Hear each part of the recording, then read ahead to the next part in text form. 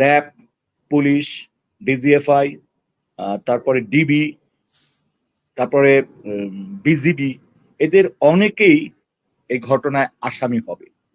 কারণ এদের গুলিতেই তো মানুষ মারা গেছে, এবং এরা আমাদের আইনে যে ব্যবস্থাগুলো রয়েছে সেইটাকে কমপ্লিটলি পাশ কাটিয়ে একেবারে বিচার বহির্ভূত হত্যাকাণ্ডের সাথে এরা যুক্ত হয়েছে, গুমের সাথে যুক্ত হয়েছে, ক্রসফায়ার নামে বিচার বহির্ভূত হত্যাকাণ্ডের সাথে যুক্ত হয়েছে।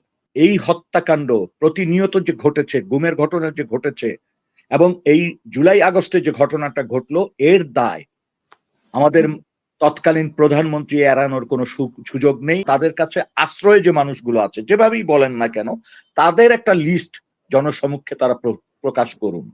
এইটা হলে আমাদের আশঙ্কাগুলি দূর হয়ে যাবে। তা না হলে সবসময় আমাদের একটা সন্দেহ থাকতেছে, নানান ধরনের কথাবার্তা হচ্ছে, সেগুলো পরিষ্কার করার জন্য, স্বচ্ছতার জন্য আমার মনে হয় সেনা প্রধানের এটা বলা উচিত। কারণ বিশেষ একটা অবস্থায় হয়তো সেনাবাহিনী আশ্রয় দিয়েছেন, কিন্তু সেনাবাহিনী তো আশ্রয় কেন্দ্র না, বাংলাদেশ সেনাবাহিনী তো আশ্রয় কেন্দ্র। আমি পরিষ্কার করে একটা জিনিস বলতে চাই, সেটা হচ্ছে গত জুলাই শেষ সপ্তাহ থেকে শুরু করে আগস্টের 5 তারিখ বা 6 তারিখ পর্যন্ত যদি আমরা এই ঘটনাগুলোকে চিন্তা করি যে কত মানুষ নিহত হয়েছেন, তাহলে একটা জিনিস খুব স্পষ্ট করে বলতে চাই, অফিসিয়ালি বলার মতো সংখ্যা এখন পর্যন্ত কোনো সংস্থার হাতে বা কোনো সংগঠন বা কারো হাতে নেই। আনুমানিক একটা সংখ্যা বলা যেতে পারে, তবে অনুমান নির্ভর কথা এই মুহূর্তে না বলাটাই যৌক্তিক হবে আমি মনে করি। কারণ আমরা হয়তো যে সংখ্যাটি এই মুহূর্ত পর্যন্ত কনফার্ম করতে পারবো, সেটির চেয়ে হয়তো ঘটনা অনেক গুণ বেশি, বেশ কয়েক গুণ বেশি হতে পারে আমি মনে করি। সেই জন্য আমি সংখ্যার জায়গাটা যাব না। বাংলাদেশের পত্র পত্রিকার যতগুলো নিউজ আসছে, সেখানে মোটামুটি বড় বড় পত্রিকায় যেটা আসছে, সেটা একটা সংখ্যা ধরে বলা যায় যে অ্যারাউন্ড 400। কিন্তু কিন্তু প্রকৃত সংখ্যা এর চেয়ে কয়েক গুণ হতে পারে। কারণ আমাদের মনে রাখতে হবে যে এইবারের ঘটনার পর অনেক লাশ হাসপাতাল থেকে সরাসরি চলে গেছে, পোস্টমর্টেম হয়নি, রেজিস্ট্রেশন হয়নি। আবার অনেক মৃতদেহ রাস্তা থেকেই সরাসরি চলে গেছে কবরস্থানে। অনেক মৃতদেহ গায়েব করা হয়েছে, এমনটিও রয়েছে মানুষের মনে। তো এই জন্য বেশ কিছু সময় আমাদের লাগবে প্রকৃত সংখ্যা বা কাছাকাছি একটা সংখ্যা হিসাব করতে। সেই জন্য আমি প্রকৃত এখন কোনো অনুমান নির্ভর সংখ্যা বলতে চাচ্ছি না। আপনাদের কাছে কিরকম রিপোর্ট আছে? আপনারা যে একটা সমাবেশ করেছেন বা এটা নিয়ে আপনারা নিহতদের পরিবারের সাথে আপনারা মিলিত হয়েছেন, সেখানে তাদের কথাবার্তা কি হয়েছে বা সেখানে কতজন নিহতের পরিবার হচ্ছে, অংশগ্রহণ করেছিল? হ্যাঁ, ইন্ডিভিজুয়ালরা তো অংশগ্রহণ করেছে, কারণ মৃত্যুর সংখ্যা তো সারা বাংলাদেশ। এখানে এখানে বহু জায়গায় অনেক ঘটনা ঘটছে, অনেক জায়গায় ঘটনা ঘটেছে। ফলে এইটাকে এই মুহূর্তে সংখ্যা বলাটা ঠিক হবে না, কোনোভাবেই এটা ঠিক হবে না। আচ্ছা, এই বিগত সরকারের আমলে যেইভাবে মানবাধিকার লঙ্ঘন হয়েছে, আপনার কাছে আমরা শুনেছি, আরো অনেকের কাছে, অনেকেই মানবাধিকার কর্মী আমাদের সাথে যুক্ত হয়েছিলেন, অনেক কথা বলেছেন, এবং যাদের উপর হয়েছে, মানবাধিকার লঙ্ঘন হয়েছে, তারাও যুক্ত হয়েছে। কিন্তু এই মানবাধিকার লঙ্ঘনের দায়ে কাকে কাকে আইনের আওতায় আনা হবে বা ইতিমধ্যে হয়েছে বলে আপনার জানা আছে? দেখেন, প্রথম হচ্ছে অনেকের নামে ইতিমধ্যে মামলা হয়েছে, কিন্তু আমি মনে করি যে মানবতা বিরোধী যে অপরাধ সংগঠিত হয়েছে বাংলাদেশে, এবং এটা যদি আমরা বিবেচনায় নেই, তাহলে সেই গত 15 বছর ধরেই কিন্তু এই ধরনের ঘটনা ঘটে আসছে। আপনারা জানেন, ক্রসফায়ারের নামে কয়েক হাজার মানুষ মারা গেছে এই সময়কালে। গুম হয়েছে প্রায় 6 থেকে 700 মানুষ, যাদের একটা অংশ মৃত্যুবরণ করেছে, কেউ কেউ ফিরে এসছে, কেউ কেউ এখন পর্যন্ত 200-300 মানুষ নিখোঁজ।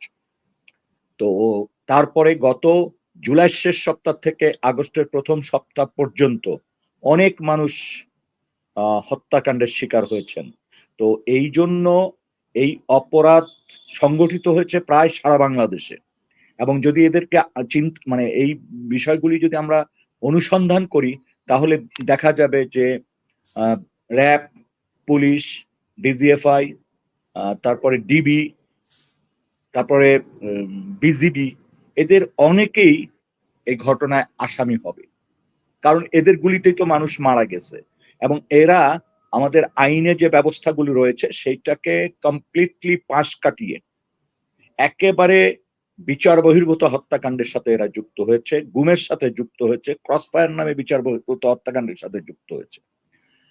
এই মুহূর্তে বড় দাগে যদি বলতে চাই তাহলে বলবো যে সংস্থাগুলো বা যেই বাহিনীগুলোর নাম বললাম, 14 সাল থেকে এ পর্যন্ত যারা যারা গুমের শিকার হয়েছেন, যারা ক্রসফায়ারের শিকার হয়েছেন এবং এই জুলাই আগস্টে যারা নিহত হয়েছেন ছাত্র জনতার আন্দোলনে, এর যারা কমান্ডিং অফিসার ছিল, ওই সময় যারা হেড অফ দ্য ডিপার্টমেন্ট ছিল, যে সংস্থাগুলির যারা হেড ছিল, যারা আয়নাঘর পরিচালনা করেছে বা আয়নাঘর পরিচালনার সাথে যুক্ত ছিল বা ওই সংস্থার হেড ছিলেন যারা, তারা কেউই কিন্তু এই দায় থেকে পার পাওয়ার কথা না। এবং সবচেয়ে বড় ব্যাপার হচ্ছে, আপনারা জানেন আমি বছর দেড়েক আগে একটা কথা বলেছিলাম ডয়েস ভ্যালিতে, সেটা হচ্ছে যে এই হত্যাকাণ্ড প্রতিনিয়ত যে ঘটেছে, গুমের ঘটনা যে ঘটেছে এবং এই জুলাই আগস্টে যে ঘটনাটা ঘটলো, এর দায় আমাদের তৎকালীন প্রধানমন্ত্রী এড়ানোর কোনো সুযোগ নেই।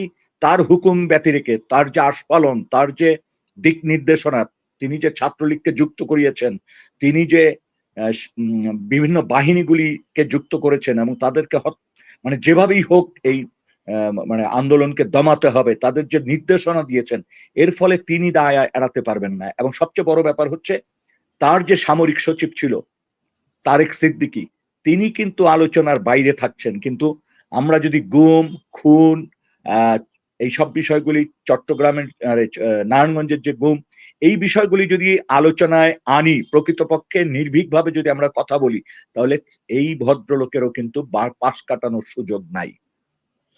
তো ওনাকে কেন ধরছে না এখনো?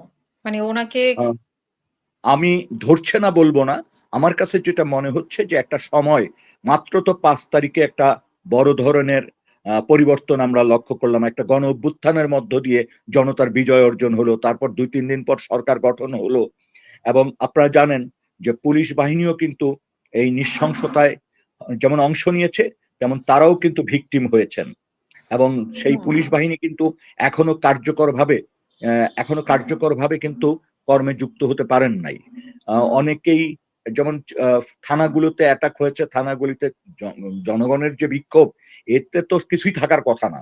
তো সেখানে আমার মনে হচ্ছে একটা সময় লাগবে এবং পুলিশ যতক্ষণ পর্যন্ত না নিজেরা তৈরি হচ্ছে, ততক্ষণ পর্যন্ত অনেক মামলা মানে হয়তো লিপিবদ্ধ হতে সময় লাগবে, ইনভেস্টিগেশনের সময় লাগবে, লোকদের গ্রেপ্তার করতে সময় লাগবে। তবে আমার বিশ্বাস যে অপরাধীদের একটা বড় অংশই রাষ্ট্রীয় কোনো না কোনো হেফাজতে আছে।